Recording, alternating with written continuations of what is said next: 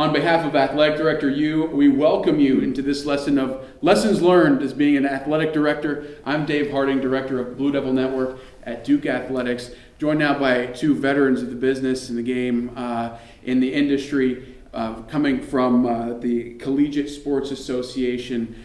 Really need no introduction, but I'll let you guys introduce yourselves if you would. We'll start with you. Yeah, Dave, thanks. I'm Brad Bates. I was professionally worked at the University of Michigan, University of Colorado, Vanderbilt University, Miami University in Oxford, Ohio, and then Boston College. And for the last couple of years, I've had the honor of working at Collegiate Sports Associates with our president and founder, Todd Turner. Todd? Well, it's good to be with you, Dave. Thanks for hosting us this afternoon.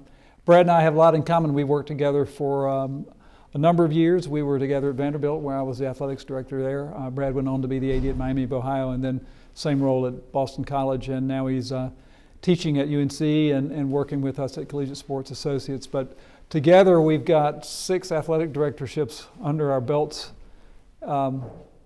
Great careers, lots of exciting things have happened in our lives. So it's a pleasure to be here to be able to talk about that. As you look back on your distinguished careers, and it's rare to get 2 athletic directors in a room together to be able to pick your brain. Really excited about this, but what are some of the traits you feel like were advantageous to having as you started your career and moved your way into becoming athletic directors and then from around the different schools that you were in? You know, a lot of those traits I've learned as much from sitting in the chair, but I've also learned them in helping folks hire athletics directors. So I've listened to presidents and boards of trustees talk about what's an effective leader and what are we looking for. You know, they're just some very simple things that are almost self-evident. I mean, integrity, character, doing the right thing, particularly when no one else is watching. You know, I think having that kind of base is critical to having success in anything you do in life, but particularly in athletics because it's so visible and there's so much risk at stake. Passion, you know, having passion for the enterprise. In our case, and I think I can speak for both of us, our passion was really to teach and lead coaches and staff to help kids self-actualize and be as good as they could be and do it through sports, which is really exciting. So, you know, to me, passion, character, integrity, and then certainly a work ethic that because these are endless hours jobs. They're jobs of joy, but they're intense, and they impact your family. You know, so those are 3 things I think. What about you? Yeah, the only thing I would add is we're the sum of our parts, right? Mm-hmm. Collective efforts always surpass individual attempts, and so your ability to really maximize the diversity of talents and expertise that you have with your team is probably as important as anything. And I know you had a background as a collegiate football player, Brad, but when you started your journeys in the athletic department world, did you have an idea that becoming an athletic director was something that you wanted to do, and was that your ultimate goal, or did it kind of work its way into that? Go ahead. My father was a high school coach, and I saw the influence that he had on his students, and so I didn't necessarily transition that to I wanted to be an athletic director, but I knew I wanted to be in some way involved in using athletics as a catalyst to human development. And so how that's sort of evolved over the course of my life and doors open, I really was extremely fortunate to have some incredible mentors such as Todd along the way and gave me opportunities. Yeah, actually, he was a dumbbell coach. That's how he got involved. He was a dumbbell coach, and he did that at Colorado, and somehow we talked him out of the gym and into the C-suite, and he's been a marvelous leader for intercollegiate athletics. Actually, being a strength conditioning coach had a very profound impact on me because at the time we weren't as specialized in the strength and conditioning profession, and so I worked with every student athlete, worked with every team, and so you were heavily involved and integrated within the department. And you saw that the walk-on tennis player worked just as hard as the All-American football player. And so really getting a more holistic approach to athletic administration probably has its seeds in my life from being that dumbbell coach. Yeah, and a good one. So, you know, Brad mentioned something I think for anybody that's looking at advancing in a career, no matter what career, but in particular athletics, you can't undervalue or you can't overvalue the importance of really good mentors. I mean, people that open doors for you and recognize your potential and advocate for you. I go back to my undergraduate career. I was a student in North Carolina, and the athletic director was a guy named Homer Rice. And those of us who have been in the business a long time, Homer is one of the legends in college athletics as not only an athletic director, but as a football coach. Retired as the athletic director at Georgia Tech. But when he was at North Carolina, I got to know him through a role I had on campus. And I said, boy, what you do is really intriguing. How do I do this? And he said, well, let me help you think about going to Ohio University, which I did for my graduate degree. But first I went and taught and coached in high school for a couple years, which was terrific. Could have done that the rest of my life. But I kept thinking this thing about what Coach Rice had I'd seen what he'd done, and he'd mentored me, and it was really important. So I did that. And then another mentor, Gene Corrigan, who was the commissioner of the Atlantic Coast Conference, was the athletic director of Virginia at the time, gave me my first job, and he has become one of my strongest advocates over time. I can assure you that every athletics director job that I was able to get was because someone that I oftentimes didn't even know about was advocating for me because they'd seen something in me and they believed in me. It really helped.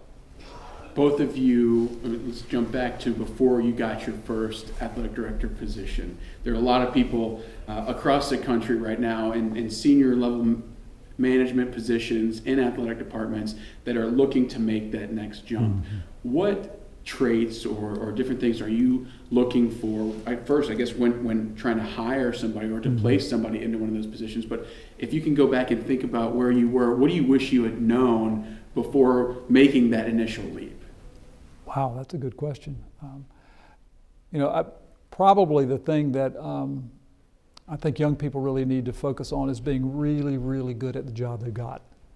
It's amazing if you keep your head down and really become expert at whatever task you're given, no matter what your title is. If you develop relationships while you're becoming really expert at that particular job, it's amazing what things come your way. So that's the first and foremost. Be really good at what you're doing. What I would add is, I think too often we get caught up in the title and we want to be an athletic director. Yeah.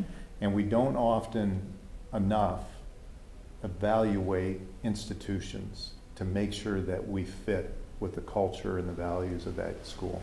There's a diversity of missions across the country in schools, just like there's a diversity of people's experiences. And I think one of the mistakes sometimes we make is we just want to be an athletic director so badly we really don't do a thorough assessment of whether that's a good fit for me or not. You only get one first chance to be an AD the first time, right? That's a good point. In our search business, I see a lot of that. We'll represent several schools with different missions and different histories and traditions, and we see the same candidate pool showing up, applying for those jobs, and that says something to me about do they really understand what they believe in? Because alignment is really critical to your success as an employee, but even more so your happiness as a person. You need to be in an environment where you feel comfortable and there is alignment. Todd, you mentioned being really good at the job that you're doing. Mm-hmm. Is there a certain track?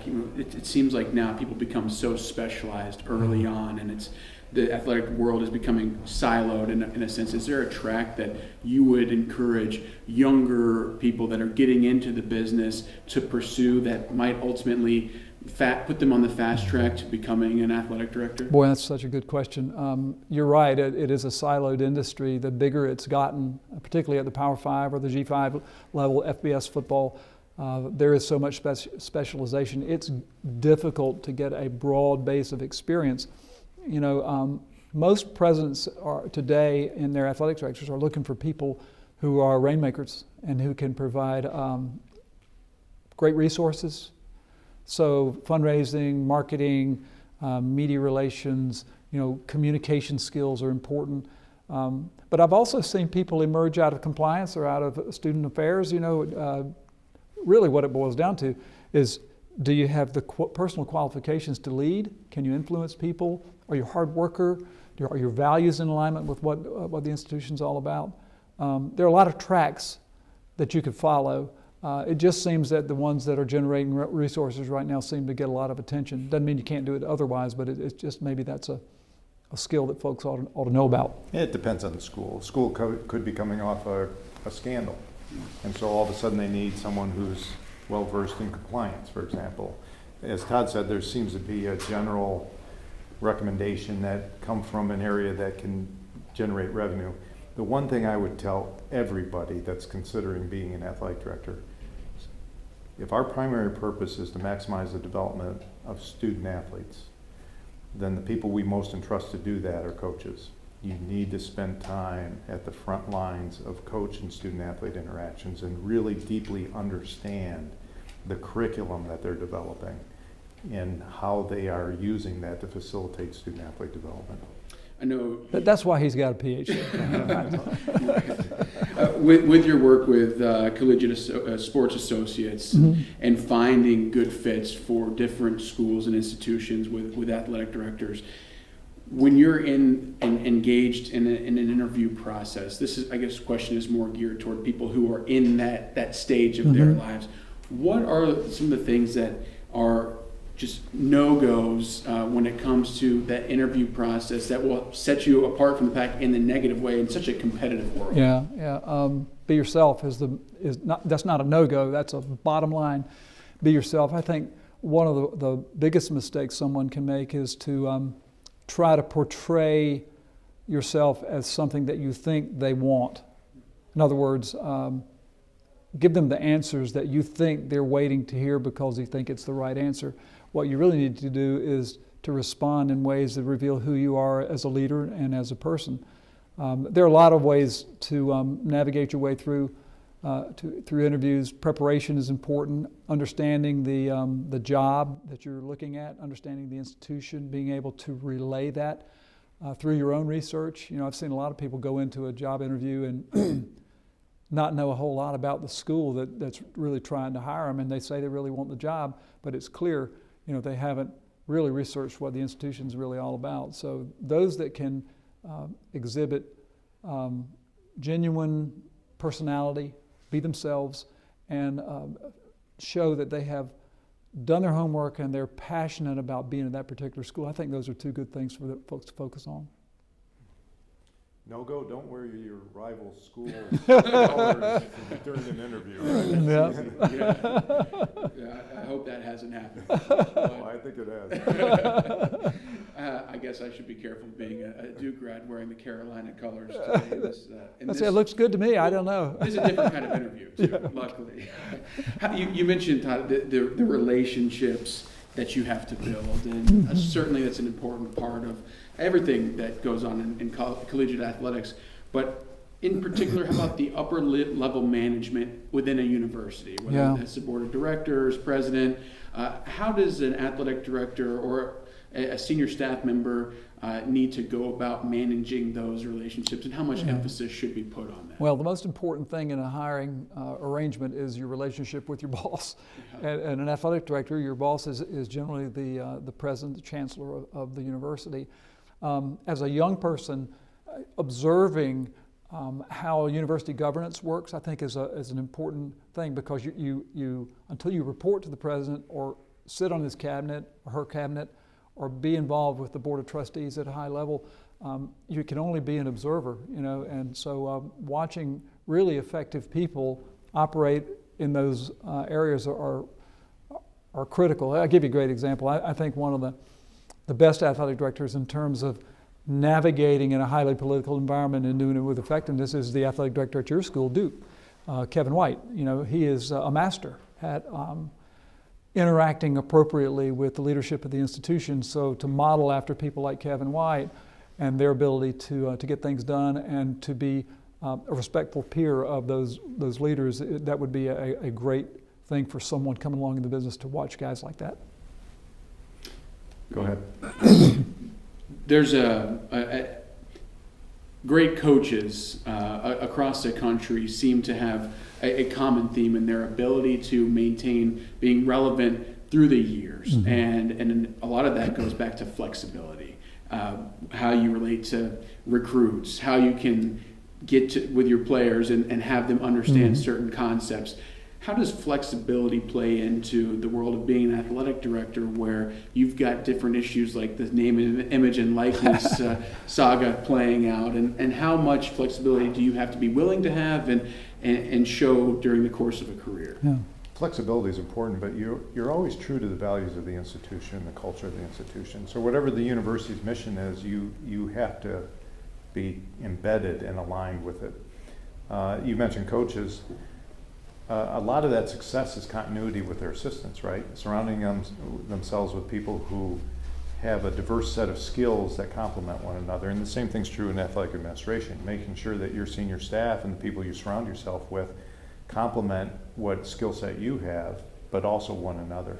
And so very much it's a team approach if you're going to continue to persevere for success over time.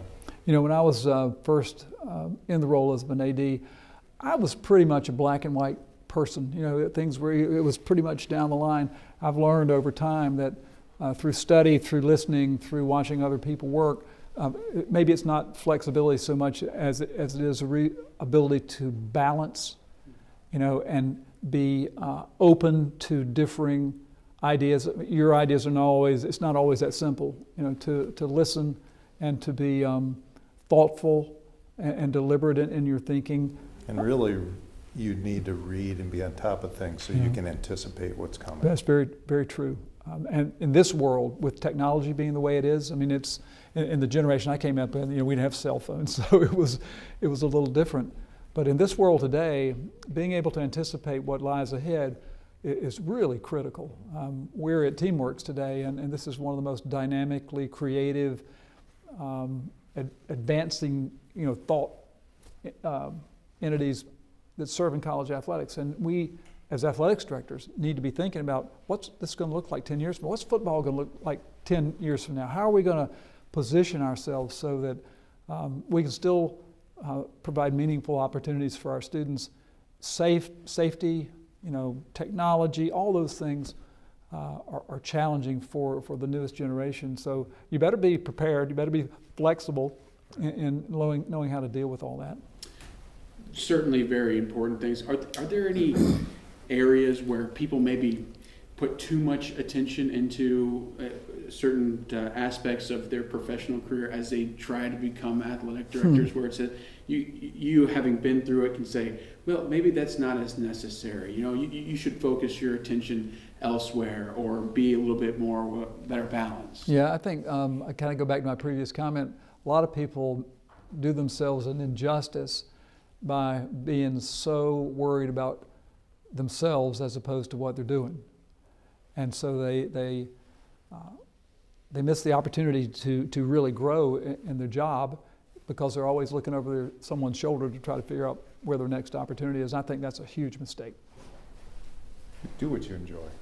You're going to be more passionate about it. You're going to be more engaged in it. You're going to be doing, as Todd said, a much better job, and people are going to notice that. So rather than to piece together a resume that you think is going to reflect well on a school, just pursue what you really enjoy doing and engage in that. There's always going to be a school that's going to have a need for what you're bringing to the table.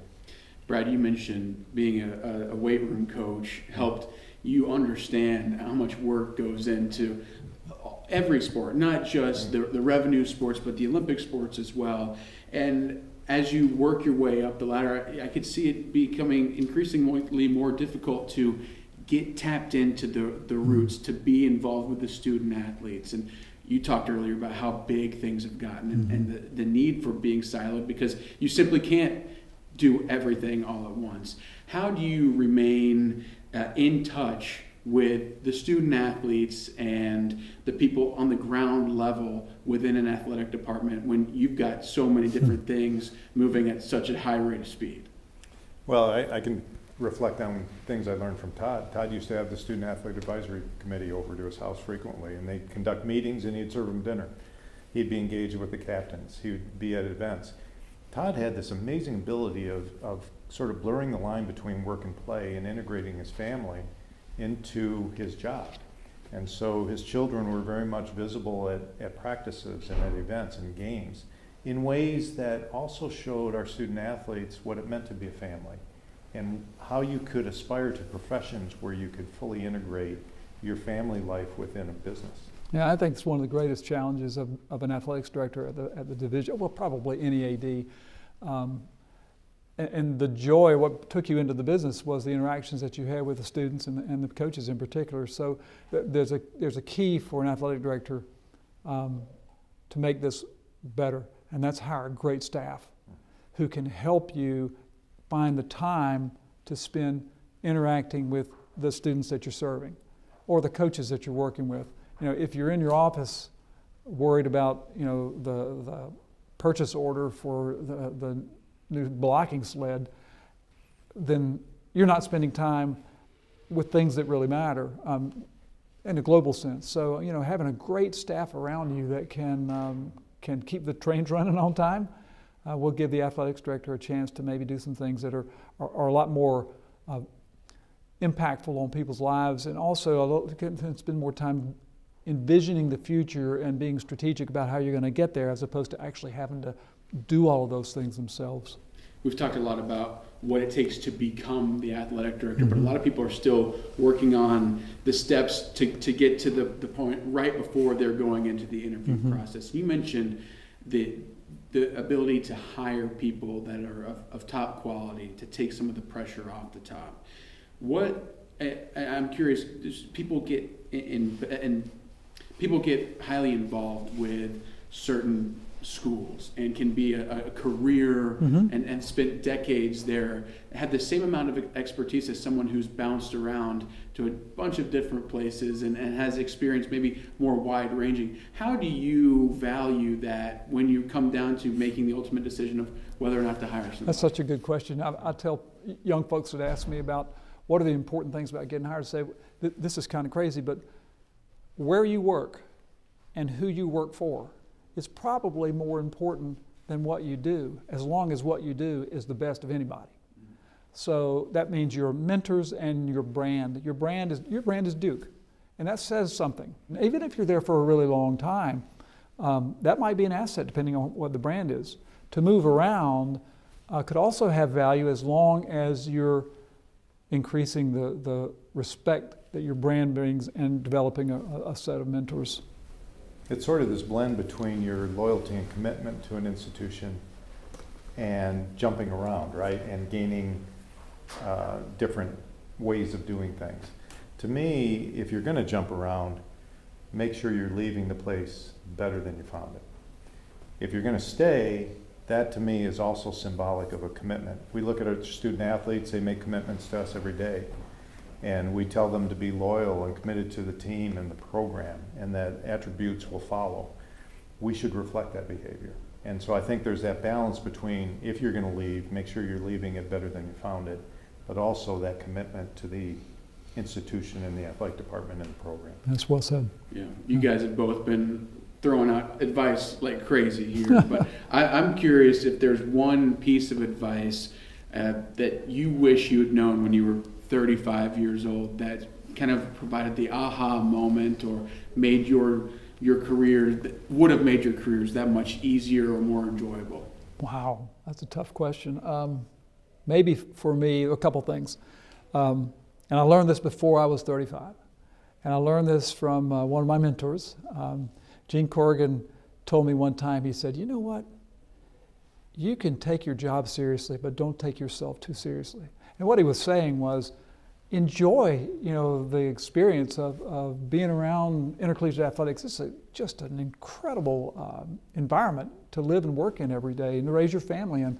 So that was really important to me, and I've never forgotten that, and I'm blessed for having him remind me how important that was. Yeah, if I were to talk to myself when I was 35 at this point, there's probably a lot of things I would advise myself to do differently. But at the same time, as I reflect back, I'm not so sure that the growing and developmental experience of going through those unique and distinctive opportunities wasn't as satisfying and meaningful as if I already had that information and knew what to anticipate, if that makes sense. Sure. In some ways, it sort of parallels what a student athlete goes through, right?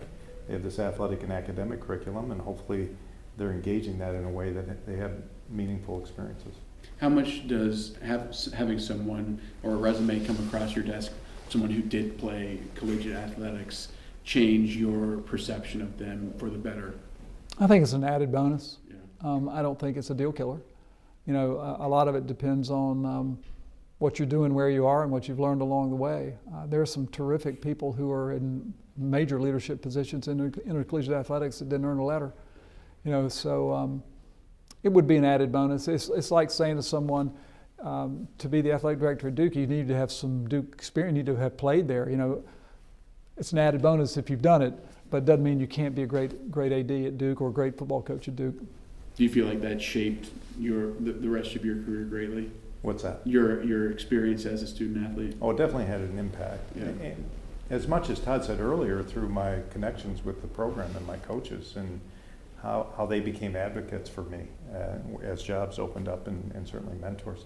The one thing I would say though, anyone that's working in athletics today, too often we make assumptions of the skills and the knowledge that you acquire through athletic participation. But what I found is too often we don't obviously show the optics and connect for student athletes why those skills can translate to any future endeavor in life. And so often student athletes will graduate and they don't necessarily see that everything they gain through that student athlete experience can be advantageous to them, because no one ever showed them that, you know, you went through a coaching transition, that's like a corporate takeover. Yeah. Very few people have that kind of experience. So no one articulates how that can translate. And so anyone working in athletic departments, I think, needs to perpetually be focused on making sure our student athletes understand that skill set. Yeah. Be able to market themselves in the best way possible.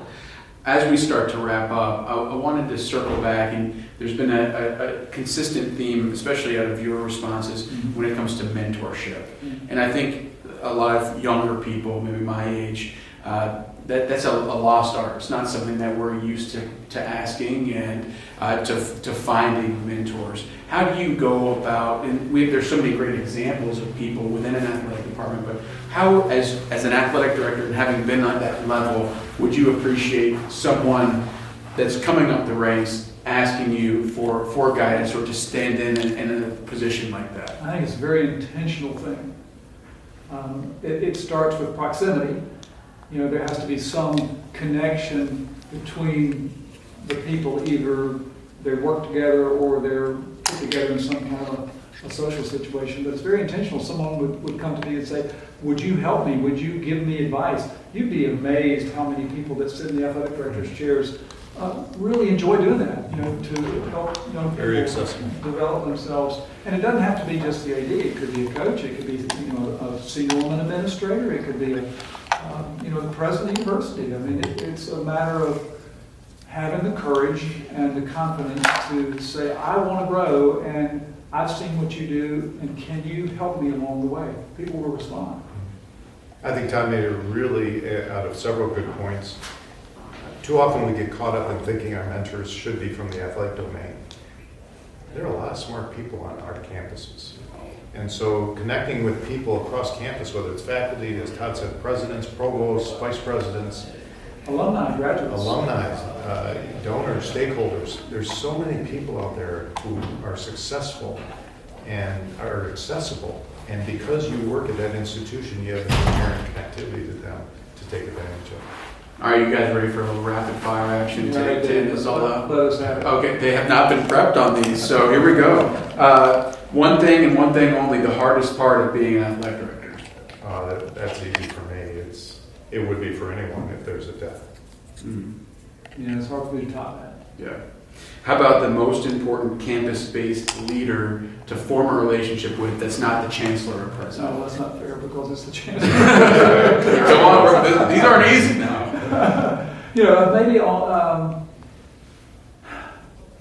Maybe student affairs people. Yeah. You know, who are entrusted with the care of your students. It depends. Well, I know one word. My one word would be different at different institutions. And a lot of it has to do with the personality and the inherent power that position has and how that person fulfills that position. You broke the rule. Yeah. So you could say CFO, you could say trustee, depending on the institution and the governance structure. How about a decision that you had to make earlier in your career? And this is one answer, but can be a little bit more extended. That was extremely difficult to make at the time that you're incredibly glad you made. I'll tell you a That's decision. in one word? We can go one sentence. Mine's a story. Okay. And it's not a decision that I'm glad I made because it was the right decision. It was a bad decision. And I learned about taking abuse, being able to bounce back from making a bad decision and learn from it. So I was the marketing director at the University of Virginia 100 years ago. And we created a fabricated mascot. And we called it the Who. And the Who looked like the Philly Fanatic. And that thing came out of its nose and so forth. So, we debuted it at a football game and it got obliterated. I mean, people just killed it. And so Sports Illustrated the next week, back in those days, Sports Illustrated was if you're in Sports Illustrated, you were really something. So I told my mom and my dad, I made it to Sports Illustrated. And there was a picture of the Who in there and it said, this is a product of me, and it's an example of an incestuous relationship between athletics and the cash register. so that was a bad decision. I learned a lot from it. Probably early on, disciplining a student athlete in ways that was really hard to make that decision.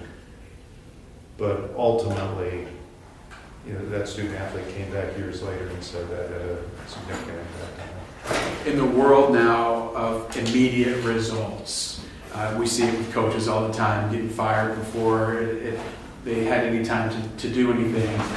As an athletic director, how much time is needed to say this has been an amount of time to be productive, the proper amount as an athletic director? Productive in terms of? I guess I'll Your let job. you, the amount of time needed to take care of. Well, I think when you're an athletic director, you need to understand you're 24/7 available. Yeah. Anything can happen. You don't control your entire schedule. You have to prioritize your time in ways that try and make it manageable and in line with what you're trying to accomplish at the institution as well as your personal life and family. But at the same time, you could have a call 3 in the morning because someone made a really bad decision and you've got to deal with it right then. So you were really asking about The amount, the tenure from when you're hired. Oh, I see. I completely misunderstood. No, that's a very good, that's a He great was point. way past that. Well, yeah, this is the doctor, PhD level stuff right here. We're living down here.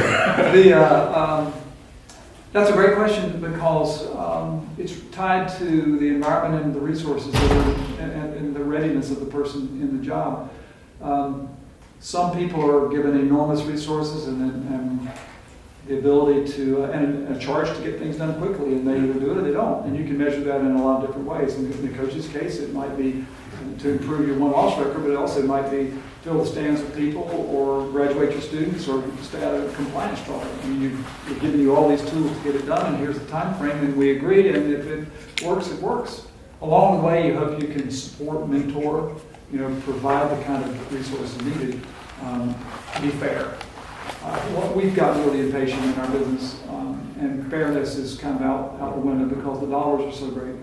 I think people are focused on small things that they're really focused on wins and losses as much as anything else. And while that's really, really important, there are other things that go on to being a successful administrator or coach. A lot of it has to do with how you develop your human resources there and your impact on people's lives. So our industry has really become too focused on some things that are only one product of the job. And being adaptable.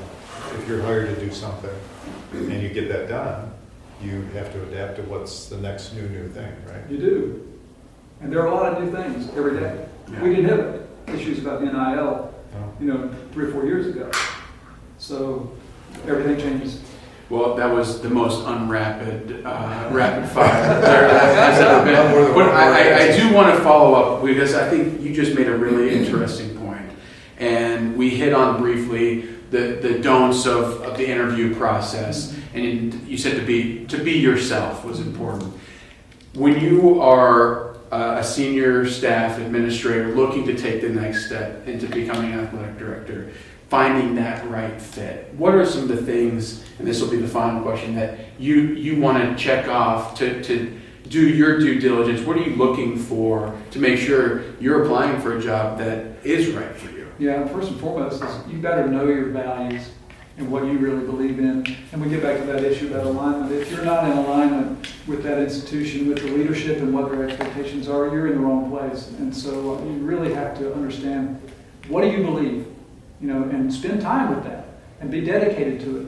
And then be inflexible in pursuing that. Because you can make some big mistakes by going to the wrong place for the wrong reasons.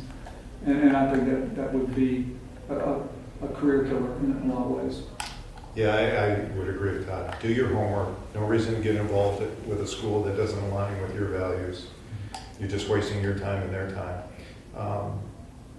I think the other part of this is making sure that, during interviews, you get to ask them questions too. It's not just a one-way interview process. And so make sure that if there is some concern or some issues that you need answered before you can make a decision, an informed decision, that you get those answered during the interview process. Good point.